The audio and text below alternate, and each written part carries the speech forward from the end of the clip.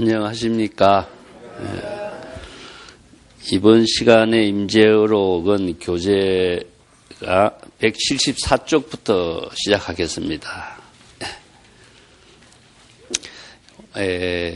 임재 스님이 부처님은 6가지 신통묘용이 있다고 했는데 이 참 불가사의한 일이 아니냐, 이렇게 많은 사람들이 주장하고 있고 경전에도 또 주장을 하고 있죠. 부처님이 6가지 신통묘용이 있다 하는, 거기에 대해서 지금 법문을 하고 있는 겁니다. 그대들은 부처님은 6가지 신통묘용이 있어서 불가사의하다 이렇게 말하고 있는데, 일체의 모든 천상의 사람들이나 선인들이나 아수라라든가 대력기왕님도, 대력기왕이라는 우리 사천한상같이 이렇게 서 있는 조각져 있는 모습이죠. 대력기왕의 모든 귀신들도 각자 모두 신통력을 다 구족하고 있다. 그렇다면 그들도 모두 부처라고 해야 하지 않겠는가? 그런 이야기죠. 그러면 왜 그 사람들은 부처라고 하지 않고 부처님만 신통묘용이 있다고 해서 부처님이라고 하느냐? 그 차이점이 무엇이냐 하는 것을 지금 이야기를 하고 있습니다. 6가지 신통묘용은 우리가 경전에서 여러분 어떻게 알고 있습니까? 신족통이 있다. 이게 발을 마음대로 움직여서 먼 거리를 마음대로 왔다 갔다 할 수 있는 그런 능력이다, 이런 이야기죠. 신족통이라든가. 또 천안통이 있다 하면은 아무리 멀리 있는 곳도 지혜의 눈이 있어서 모든 사물을 바르게 다 볼 수 있는 그 뛰어난 눈을 가지고 있다. 천이통이라고 하는 것은 또 귀로서 어떤 소리든지 모두 다 정확하게 다 들을 수 있다. 장자에도 이런 비유가 있습니다. 그 다음에 숙명통이라고 하는 것은 과거 전생에 자신의 모든 그 세계, 전생의 일을 다 알 수 있는 그런 독특한 지혜를 갖고 있다. 타심통이라고 하는 것은 이제 다른 사람의 마음 작용을 다 읽을 수 있다. 이렇게 5가지는 다른 모든 사람들도 신통을 구족하고 있다. 인도에서는 이렇게 주장하고 있는데, 나머지 루진통이라는 게 있습니다. 루진통이라고 하나 하는 것은 부처님만이 가지고 있다, 그런 이야기죠. 그래서 루라고 하는 말은 샌다라고 하는 뜻인데, 루진이라는 것은 셈이 다 끝났다 하는 그런 의미예요. 그래서 이 표현들이 어려운 용어인데, 여기서 루라고 하는 것은 무엇이냐면은 물이 샌다 하는 것이죠. 물이 새는 것은 무엇이냐면은 번뇌가 있어서, 번뇌 망념이 있어서 완전한 지혜 작용을 하지 못하고 번뇌가 만들어낸, 번뇌의 물이 흘러서 만들어진 것이 무엇이냐? 업이다. 그래서 업이 완전하게 업장을 끊지 못하는 그런 사람은 중생인데, 업이 모두 다 끊어졌기 때문에 루진통은 무엇입니까? 부처님이죠. 그래서 삼업이 청정하고 10가지의 선행을 닦아서 공덕을 이루는 부처의 지혜 작용을 하게 되면은 일체의 번뇌 망념이 소멸되기 때문에 업장이 남지 않는 그 경지의 신통 묘용을 루진통이라고 그러는데, 이것은 다르게 한다면은 부처님의 지혜가 작용했을 때는 일체 중생심의 업장이 소멸되는 깨달음의 작용을 하는 모습을 루진통이라고 합니다. 불교에서 이야기하는 것은 부처님의 지혜작용 그 자체가 삼업청정행이 된과 동시에 일체 지혜와 자비가 실현되는 공덕이 이루어지는 것이죠. 그래서 부처님은 불법을 구족하고 있다, 이런 말을 합니다. 불법이 구족됐다 말 여러분 많이 들어보셨죠? 불법이 구족됐다는 말이 뭘까? 여기에 연결되어 있습니다. 부처로서 지혜 작용을 한과 동시에 불법이 구족되었다, 이런 말씀입니다. 그래서 부처의 지혜 작용이 되면은 불법이 무엇이냐? 뭐가 불법이 구족됐냐? 법은 부처의 지혜 작용으로 이루어지는 공덕을 법이라고 합니다. 그래서 부처님은 일체의 지혜 작용을 통해서 공덕이 구족된 삶을 실행하고 있는 것이기 때문에 이 공덕을 2가지로 나눈다면 지혜와 자비죠.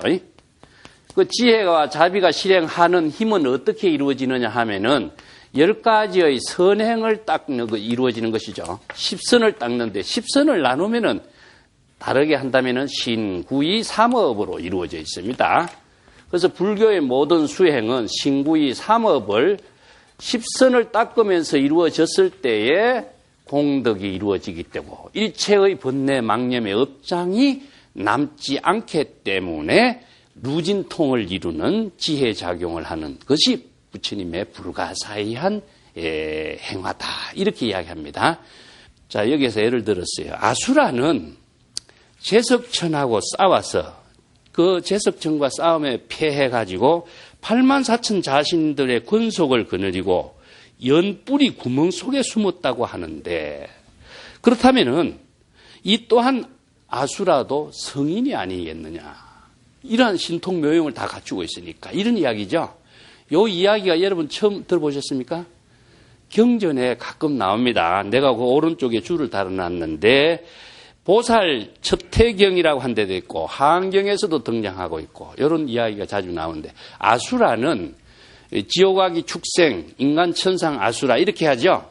지옥아기 축생은 사막도라 그러고 인간 천상 아수라는 육도 윤회하는 가운데서도 조금 그래도 좋은 편에 들어가는데, 아수라는 전쟁, 싸움의 무리를 아수라 그래요. 싸움을 했다, 아수라장이 됐다 이런 말 하죠. 싸움판을 아수라장이라고 하는 것도 불교에서 육도 윤회하는 가운데 아수라는 싸움을, 즉 이것을 다르게 한다면 우리 마음속에서 시기 질투하는 마음은 우리가 아수라가 되는 겁니다. 그래서 싸움판을 벌리는 것을 아수라라고 하는데, 이것을 이제 의인화해서 제석천하고 싸워가지고 자기의 84,000 권속을 거느리고 연에 그 구멍이 있어요. 연꽃이 피고 나면 여러분들 그 보면 구멍이 있죠. 그 속에 다 들어갔다. 이 신통묘용 경지가 아니냐. 또 마치 유마경에서 이야기하고 있는 불가사의 해탈의 경지, 수미산이 겨자씨에 들어가고, 또 84,000의 그 바닷물이, 사해의 바닷물이 한 트럭 가운데 들어가고, 이런 이야기 들어보셨습니까? 유마경에 나와 있어요. 이게 불가사의 해탈 경계라고 이야기하는데, 경전에 보면 이렇게 인간이 생각할 적에는 도저히 상상할 수 없는 경지의 세계를 불가사의라고 이야기합니다. 불가사의. 이 불교 용어를 잘못 이해하면 이제 또 착각을 하니까, 불가사의. 사의, 인간의 사량 분별로서는 생각할 수 없는 경지를 불가사의라고 합니다. 그래서 불가사의는 부처의 지혜 작용을 불가사의라고 합니다. 그러면은 중생의 모든 사고 방식은 사의라 그래요. 사의라고 하는 것은 사량 분별로서 이해하는 것인데, 사량 분별로 하기 때문에 여러 가지의 생각을 마음대로 하지만은 사량 분별의 경계를 초월한 세계를 불가사의라 그래요. 이것은 중생심을 초월한 부처의 지혜 작용으로만 이루어지는 세계를 불가사의라 그래요.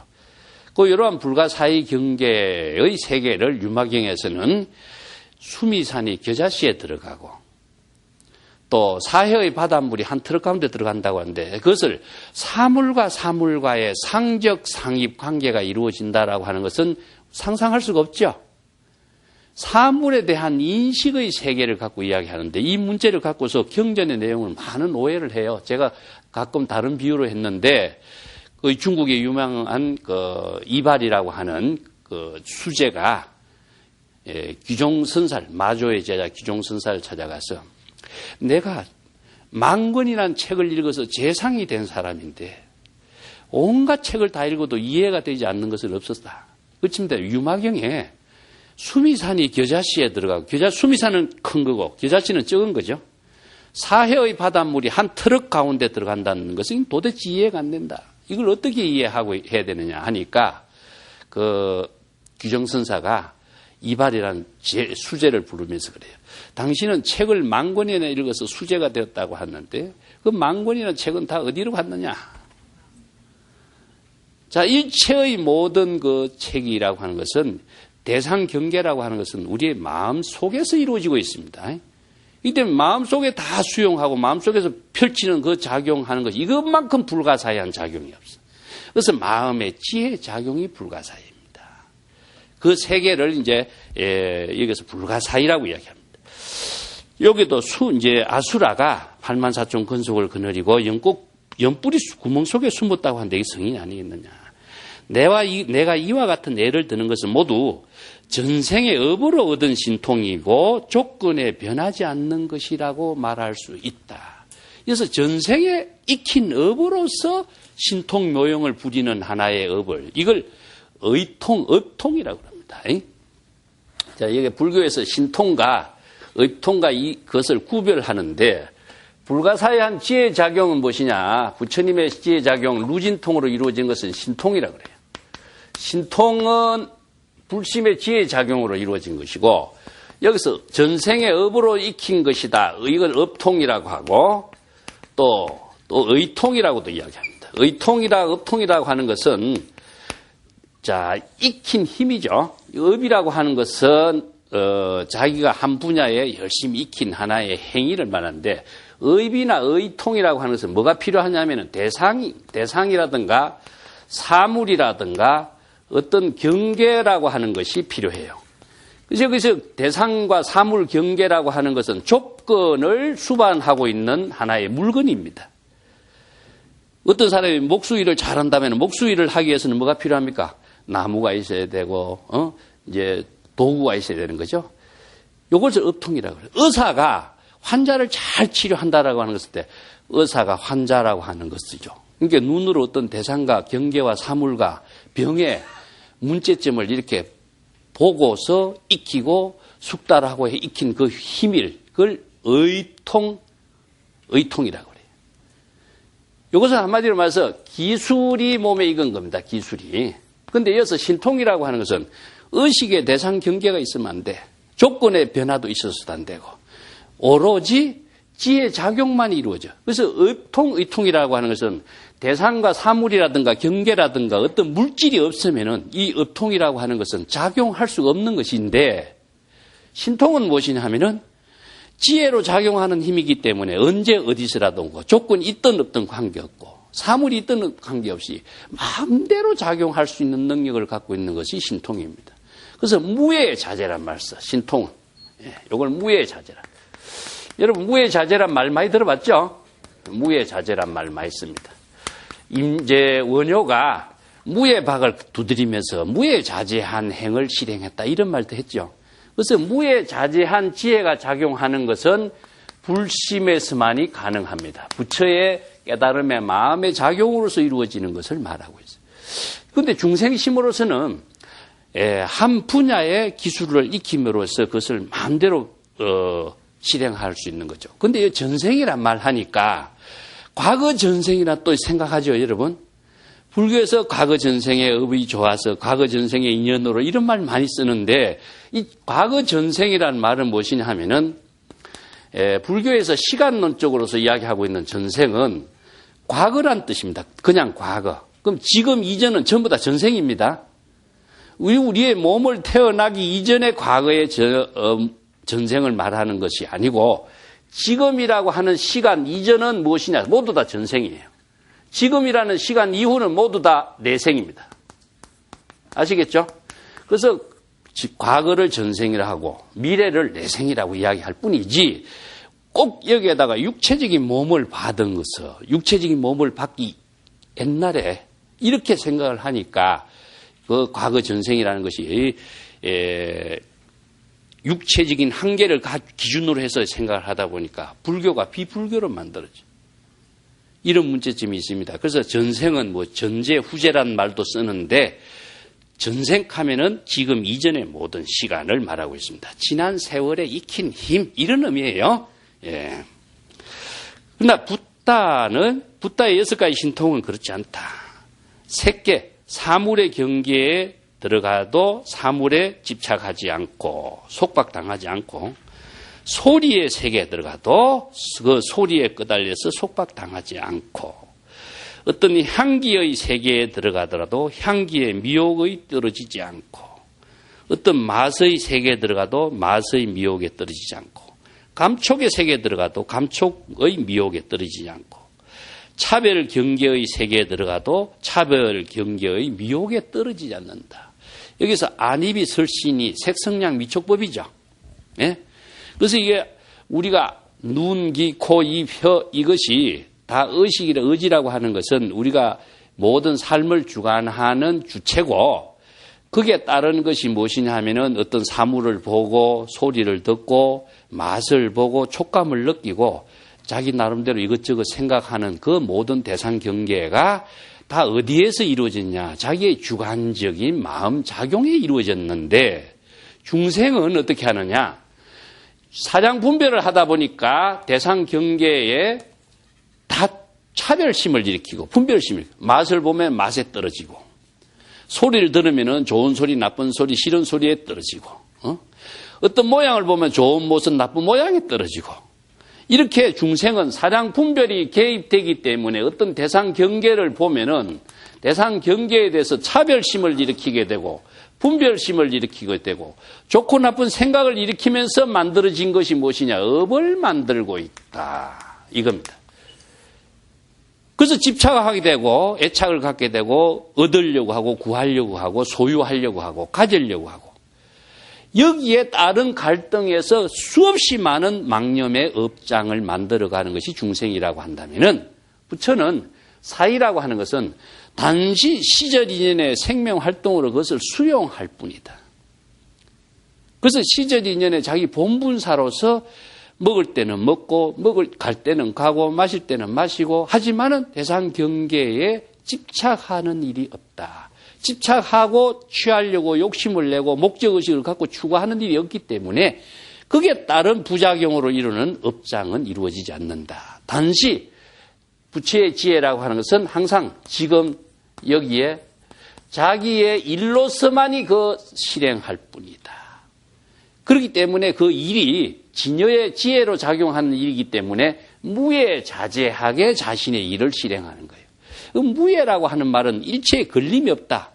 보는데도 걸림이 없고 듣는데도 걸림이 없고 맛을 보는데도 그 맛에 떨어지지 않는 것은 자신이 그 맛과 사물과 모든 대상 경계와 하나된 진여의 지혜로서 진실된 삶을 실현하는 힘은 갖고 있지만은 그게 부작용으로 따르는 중생의 감정이라든가 집착이라든가 욕망이라든가 거기에서는 초월하는 삶이 이루어지기 때문에 완전히 이려의 경지, 몰입된 경지에서 자신의 진실된 삶을 지혜로 작용하는 힘을 구현하는 것이다. 이런 의미예요. 그래서 중생심과 불심의 차이는 여기에 있습니다. 왜 그러느냐? 중생은 법을 알지 못하고 무명불각이라고 하는 것, 불법의 진실을 알지 못하기 때문에 진실을 깨닫지 못한 힘의 저작용이 업으로 만들어져요. 그래서 좋은 거 보면 가지려고 하고 싫은 거 보면 버리려고 하고 그러면 취사 선택의 차별에 떨어지면서 업을 짓고 가지려고 하다 보니까 가지는 것에 대해서 욕심을 일으키고 소유를 하고 갖지 못하는 데 대해서 불만이 생기니까 그게 따른 그 업장과 고통이 이루어지고 이렇게 끊임없이 자기 중심으로 사량 분별을 하면서 자신의 많은 신구의 삼업의 업을 만들어내는 거예요. 그래서 이러한 것은 불법의 진실을 알지 못하는 무지와 불각에 의해서 이런 업이 만들어지는 것이지만은 부처님은 어떻습니까? 불법의 진실을 알고 있다. 불법의 본질을 알고 있다. 제법의 참된 실상을 바르게 알고 있기 때문에 일체의 차별 경계를 초월할 수 있는 안목을 가지고 있어요. 그 안목의 작용에 의해서 이루어지는 것이 지혜작용이기 때문에 그 안목을 구족한 것을 정법 안장, 정법의 안목, 임재는 진정한 견해 이런 말 앞에서 해왔죠. 그렇기 때문에 법을 활용할 수 있는 능력이 있어야 일체의 모든 경계나 대상 사물에 집착하지 않고 업을 짓는 중생의 삶을 내가 스스로의 자각적인 지혜의 작용의 힘으로서 초월된 삶을 살 수가 있는 거예요. 법을 쓸 수 있는 힘이 없으면 모든 대상 경계에 걸립니다. 아까 얘기해서 법이라고 하는 것은 뭐였습니까? 법을 쓴다 하는 것은 부처의 지혜로서 법을 쓸 수 있는 능력은 무엇이냐? 바른 사물을 볼 수 있는 안목이 구족됐다는 이야기죠. 안목이 구족됐기 때문에 아까도 이야기한 것처럼 선근 공덕을 이루는 삶을 이루기 때문에 다 지혜와 자비로운 삶으로서 자신의 깨달음의 삶이 만들어가는 겁니다. 일체의 차별 경계에 떨어지지 않는다. 그런 이야기죠. 따라서 사물과 소리와 향기와 맛과 감촉과 일체의 대상 경계에 대해서 좋다 나쁘다라고 하는 분별심을 일으키는 차별의 경계 6가지의 존재는 모두가 고정된 어떤 모양으로서 고정된 실체로서 어떤 실상이 있는 것이 아니라 이것은 시절 인연에 따라서 지금 작용하고 있는 그 모습일 뿐입니다. 그래서 없는 것은 아니죠. 없는 것은 아니에요. 맛이라든가 소리라든가 일체의 모든 대상이 사물이 없이 우리는 살 수가 없어요. 있는 것은 있는 것인데 그 어떤 상태로 있는 것이냐 하면은 영원 불변한 고정된 상태로 있는 것이 아니라 시절 인연에 따라서 있는 거예요. 인연의 결합에 따라서 있는 것이에요. 꽃이라고 하는 것이 봄에 피었다가 가을에 지고 또 씨로서 남고 하듯이 시절 인연의 변화 속에 있는 꽃이지 영원한 이 상태로의 꽃이라고 하는 것도 없는 것이죠. 향기도 마찬가지입니다. 향기라고 하는 것도 어떤 사물의 인연에 의해서 향기가 나지만은 바람이 한번 쓱 스쳐 지나가면 향기라는 건 흩어지죠. 이와 마찬가지로 모든 것이 다 시절 인연과 함께 이루어진 인연 존재인 것이지 그것이 영원 불변한 어떤 상태로 있고 존재하는 것은 아니라고 하는 것이죠.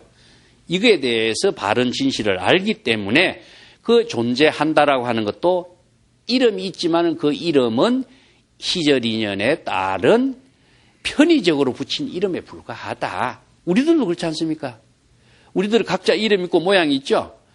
우리가 지금 태어나서 이 세상에 살면서 편의적으로 붙인 이름이고 우리 모습이라고 하는 것도 어릴 때 모습과 지금 모습이 다르지 않습니까? 그죠? 변화되면서 있는 모습이에요. 무상한 상태로서 시절 인연과 함께하는 존재로서의 모습인 것이지 어떤 고정된 모습은 없는 것이라는 사실이죠. 그렇기 때문에 우리가 어떤 고정된 모양에 집착하는 것보다도 변화되어 가는 과정 속에 작용하고 있는 시절 인연의 법을 바르게 판단하고 그 지혜로 쓰는 그 힘을 우리들의 삶을 만드는 지혜가 돼야 되는데 사물에 집착하니까 지금 여기 자신의 지혜로운 삶을 살 수 있는 모든 기능을 거기에 딱 악교풀에 붙여져 가지고 꼼짝 못하게 되다 보니 그걸 활용을 못하는 것이 중생이 아니냐는 겁니다. 그래서 물이 흐르는 것처럼 흐르는 작용 속에 지혜가 이루어져야 되는데 정지된 상태에서는 어떻습니까? 쓸 수가 없는 거나 마찬가지예요. 물이 얼음이 된 상태에서는 얼음밖에 못 쓰지만 물로서의 기능이라고 하는 건 상실해버리는 거나 마찬가지죠. 그래서 항상 마음의 작용도 집착하지 않고 대상 경계에 끄달리지 않고 항상 물이 흘러가는 것처럼 작용하는 가운데 시절 인연과 함께하는 그 가운데 지혜로 작용하는 힘을 쓸 수 있는 것이 우리의 부처의 지혜 묘용인 것이다 하는 겁니다. 그걸 이야기하고 있어요.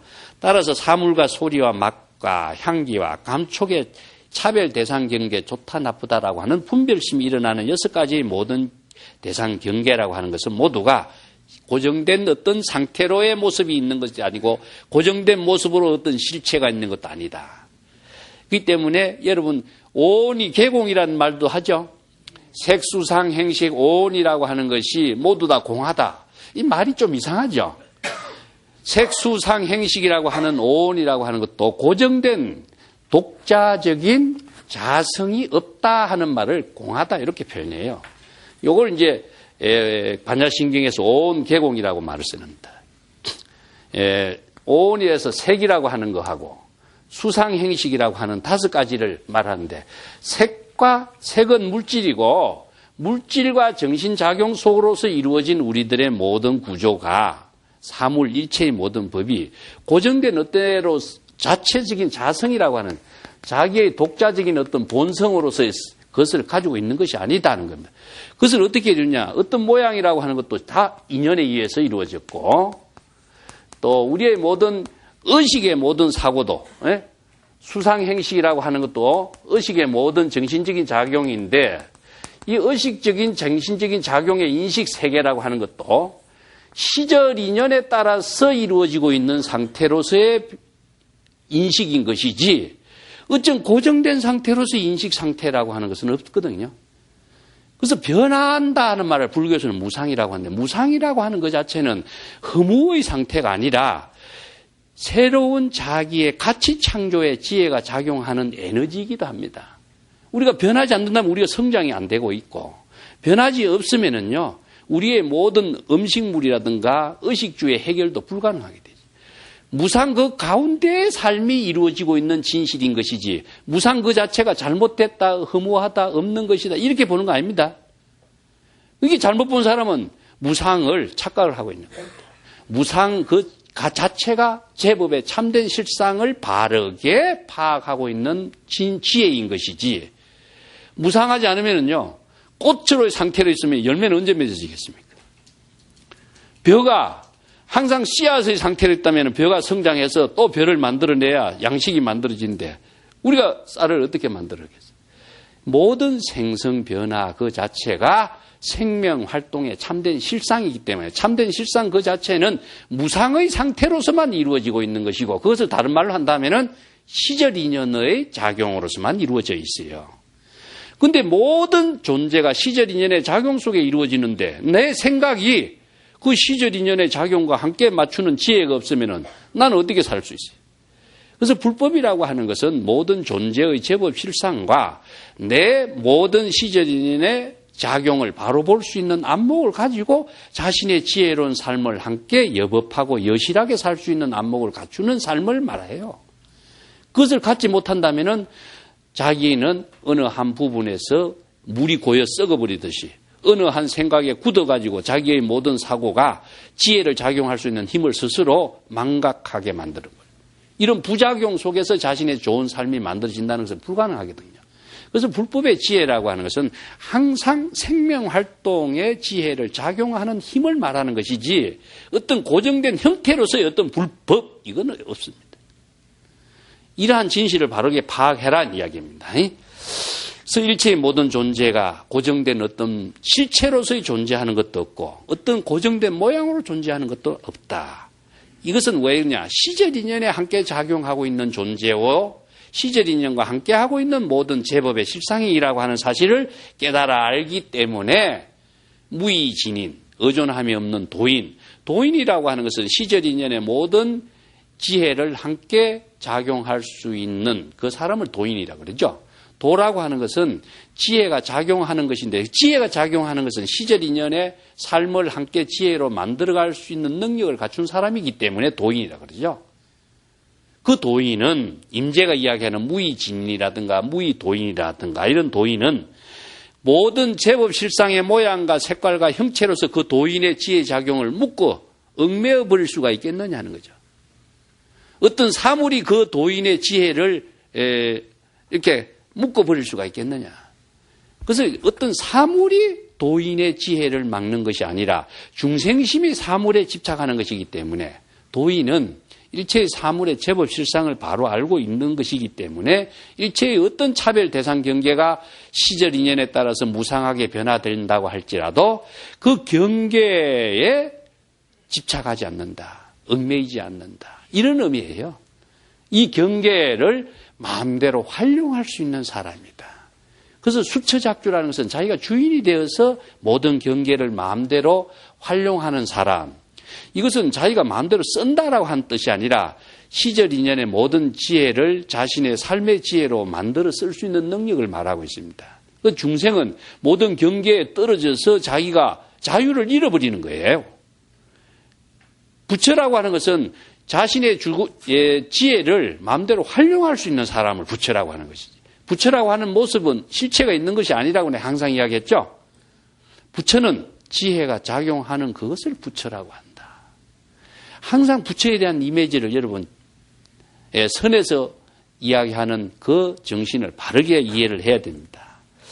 그는 5가지 오온으로 이루어진 번뇌 뭉치의 몸이면서도 그대로 땅 위를 걸어다니는 신통자인 것이다.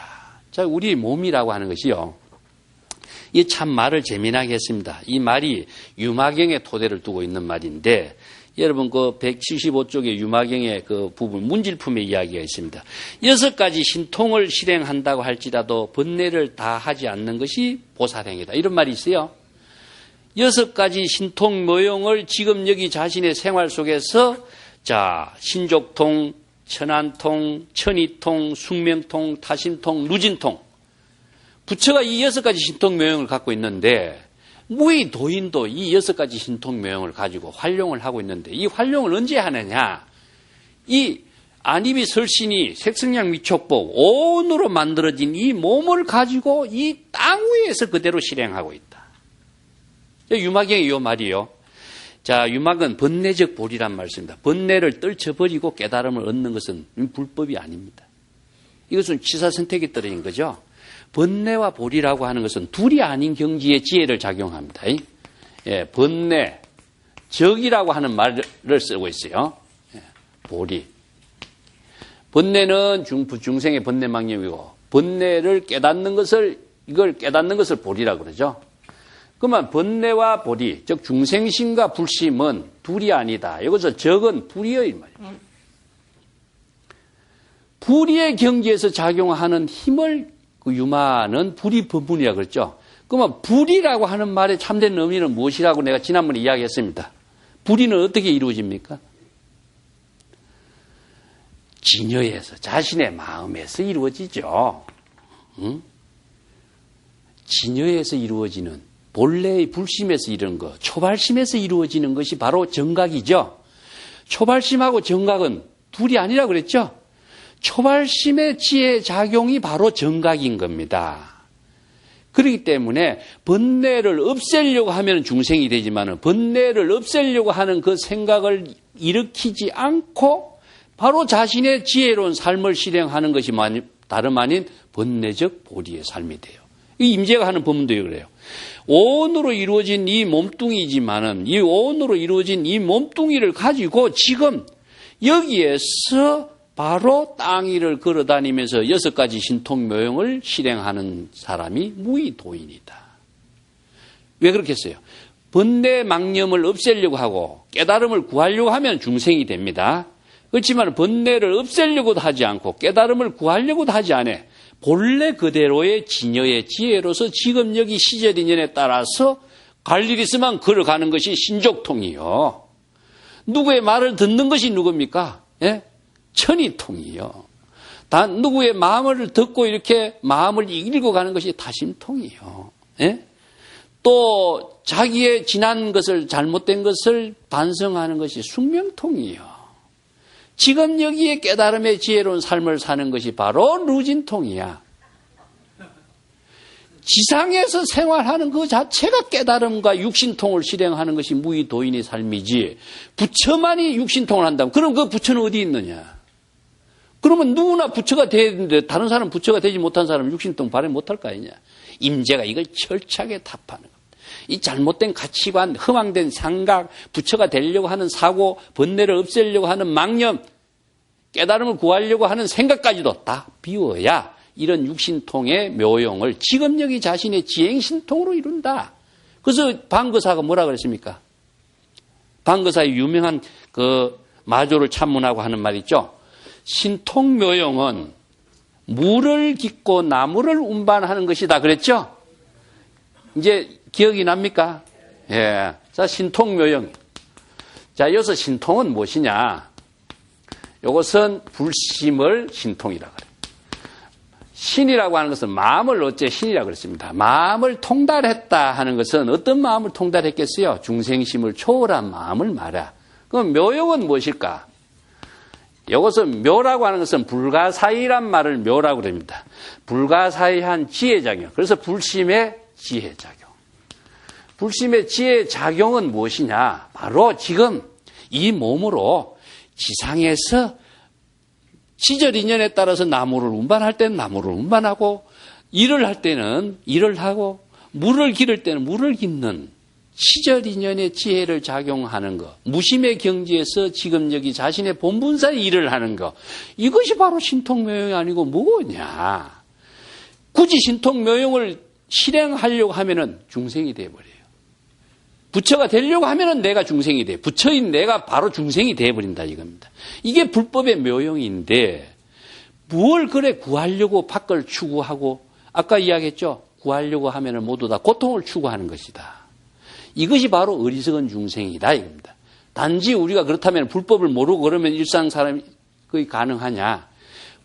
법을 통한 지혜를 작용하는 힘을 갖추는 것이 수행인 것이지 이게 여법한 수행이라든가 여실한 수행이라든가 이런 말을 쓰는데 아예 불법을 모르고 이런 작용이 이루어지는 것이 아니라 불법을 바로 아는 안목을 갖춘 무의도인의 삶이 바로 신통묘용의 삶을 실현하는 것이다. 그것이 어디에서? 지금 여기에서 이 몸뚱아리 그대로 땅 위에서 시절 인연의 일을 나무할 때는 나무하고 물 기를 때 물 기르면서 육신통의 묘용을 실행하는 사람이다. 이런 이야기입니다. 그럼 모든 사람들이 신통묘용이라고 경전에서 이야기하니까 이것은 우리는 도저히 불가능하다. 부처만이 할 수 있는 일이 아니냐. 이렇게 생각하죠. 그러면 부처는 어디에 있느냐를 모르면은 우리가 어떻게 확인할 수 있겠어? 이것이 바로 불법을 공부를 하는 자세가 잘못된 거예요. 단순히 경전의 말만을 무조건 믿는다. 경전의 말을 내가 확인하는 작업이 필요해. 경전의 모든 가르침은 84,000의 법문은 모든 사람들이 그 84,000의 법문을 본인이 각자 확인해서 깨달아서 그 84,000 지혜의 묘용을 쓸 수 있고 활용하도록 제시한 가르침이지 부처만이 했던 일을 기록한 이런 이야기 아니다. 그 선에서는 철저히 이 점을 타파하고 일체가 바로 자신이 법을 실행하는 방편 법문으로서 봐야 되는 겁니다. 그래서 경전을 읽고 지혜를 작용하는 것 자체가 자신의 깨달음의 삶을 실현하는 것이다 하는 겁니다. 그 한 페이지 넘어가겠습니다. 참된 부처는 고정된 모습이 없어. 아까 부처가 어디 있냐 이 문제와 연결되어 있어요. 참된 부처는 고정된 어떤 부처로서의 모양이 없어요. 우리가 법당에 모시는 부처님은 하나의 이미지를 상징화한 것이지 등신불인 것이지 참된 부처는 어떤 부처냐? 지혜의 작용을 하고 있는 바로 그 신통 묘용을 실행하는 부처가 참된 부처예요. 진이라고 하는 말은 항상 우리가 진실이라고 하는 말을 대변하는 말인데 진실이라고 하는 것 자체는 어디에서 이루어지고 있습니까? 우리가 진실이 되다 이런 말을 쓰죠. 참되다 이런 말을 쓰는데 참되다 말도 좀 묘해. 진실이라는 것은 지금이라고 하는 시간과 여기라고 하는 공간에서 실행되고 있어. 여기에서 실행되고 있다는 사실은 누가 확인할 수 있습니까? 자기밖에 확인이 불가능해요. 그래서 지금 여기가 자기 눈앞에서 작용하고 있는 그 주체가 바로 진실된 주체예요. 이 진실된 주체가 업을 짓지 않고 공덕과 보살행을 하는 지혜로 작용하는 그것이 바로 참된 부처이지 참된 부처가 어디에 대상으로서 우리가 어떻게 확인할 수 있고 모양으로 어떻게 볼 수가 있어요. 그렇기 때문에 참된 부처는 모양이 없는데 어떻게 모양으로 확인할 수 있느냐. 참된 부처는 모양이 없어. 그 다음에 참된 법이라고 하는 참된 진리라고 하는 것도 고정된 모양이 또 없어. 상이 없어.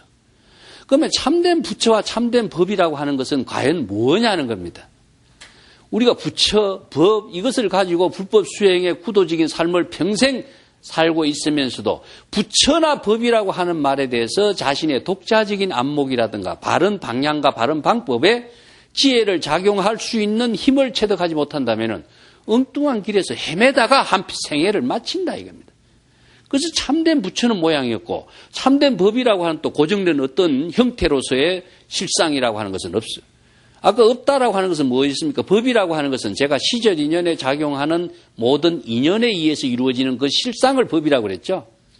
그렇기 때문에 변화되어 가고 있는 가운데에 이루어지고 있는 진실된 실상인 것이지 변화되지 않는 가운데 어떤 모양이라는 것도 없고 부처도 마찬가지입니다. 부처라고 하는 것도 시절 인연에 함께 변화되는 그 가운데 작용하는 지혜로운 삶을 부처라고 하지 시절 인연과 시절 인연을 무시하고 어떤 고정된 형태로서의 부처라고 하는 것은 어디 있느냐 이거예요. 그래서 이 법을 바로 보는 안목을 갖지 못하면은 어떤 모양의 부처에 집착해버리고 어떤 고정된 법이라고 하는 어떤 가르침이라든가 진리라든가 여기에 집착을 해버려요. 우리가 진리라고 하는 말에 많은 사람들이 착각에 빠져버립니다. 진리라고 하는 것은 고정된 어떤 뭐가 진실이라든가 진리라든가 뭐가 틀이 있는 것으로 생각해버려요. 진리를 체득했다 이런 말 많이 쓰죠. 참된 불교의 가르침의 이치, 진실, 참된 불법의 진실된 이치를 이라고 표현한데 그 이치라고 하는 것은 진실 속에서 작용하는 힘을 말하는 것이지 어떤 철학적인 체계라든가 어떤 고정관념적인 사고 속에서 진리라고 하는 것은 없습니다. 그런데 진리가 있다, 진리를 체득했다 이렇게 이야기한다는 것은 정말 황당무계한 한 그 언어를 바르게 여법하게 알고 쓰는 것인지 다시 한번 여러분 확인해 봐야 돼요. 진리라고 하는 것은요, 틀에 박힌 겁니다. 그래서 진리는 죽어있는 언어지 진실 그 자체는 살아있는 생명 실상이고 살아있는 생명 활동이고 지혜가 작용하는 그 실체를 진실이라고 이야기해요. 그 진실은 시절 인연과 함께하고 있는 그 참된 모습이에요. 아까도 이야기한 법이라고 하는 것은 무상한 상태로서 작용하고 있는 실상인 것이지 어떤 고정된 상태로서의 모습은 아니라고 그랬죠. 때문에 항상 진실된 삶의 모습을 바르게 아는 것을 참된 불법의 가르침, 이걸 진법이라고 합니다. 그러면 참된 부처는 무엇이고 참된 법이라고 하는 것은 무엇이냐? 이것을 참된 부처와 참된 법의 작용을 자신의 지혜 안목으로서 체득해서 실행하지 못한다면은 우리가 불법을 대상으로 공부하는 하나의 중생으로서의 삶은 이루어지지만은 자신이 불법을 실행하는 주체로서 지혜를 작용하는 불보살도의 삶을 실행한다는 것은 불가능하다 이겁니다. 이 때문에 바른 법을 알고 바른 부처의 지혜를 깨닫도록 해야 된다. 그 앞에 임재록에서도 무상진형이라면서 참된 모습은 참된 어떤 형태로의 모습이라는 것이 고정된 모습은 없어요. 금강경에서도 여기서 무실이라고 했습니다. 고정된 어떤 실체라고 하는 것은 없어요. 그런데 고정된 실체가 없다라고 하는 말을 강조하면서 나온 말이 무엇이냐면은 무상, 금강경의 대표적인 본문입니다. 무상, 무주. 예. 무상, 무주라고 하는 다른 말로 한다면 이것은 무상에 대한 하나의 표현을 말하고 있습니다. 무상이라는 것은 변화되어 가고 있는 가운데 있기 때문에 어떤 고정된 모양으로서도 존재할 수 있는 것이 있을 수가 없고 고정된 어떤 상태로 머무르는 상태라고 하는 것도 있을 수가 없는 거거든요. 이것이 바로 불교의 근본적인 제법의 참된 실상을 제시하는 것인데 제법의 실상의 세계를 바르게 아는 것이 바로 진실된 불법인 것이고 제법 실상의 바른 안목을 갖추어서 시절 인연에 따른 지혜를 작용하는 자신의 본분사의 생명 활동을 할 줄 아는 것이 바로 부처인 것이지 부처는 따로 있는 것은 아니다. 부처를 따로 있다고 대상화시킨다면 영원히 환상의 부처 속에 빠져서 죽어버립니다. 여기도 나오지만은 공화라 그럽니다. 공중에 핀 꽃이를 이야기하는데 공중에 꽃이 없죠? 허공중에 꽃이 있는 것은 눈에 비비면 허공중에 꽃이 피어나요. 눈을 비비고 난 뒤에는. 그죠? 그래서 실제로는 존재하지 않는데 자기가 눈을 비비고 난 뒤에 눈 속에 나타나고 있는 허공중의 꽃이 실상에 있는 것으로 착각하는 것과 똑같다.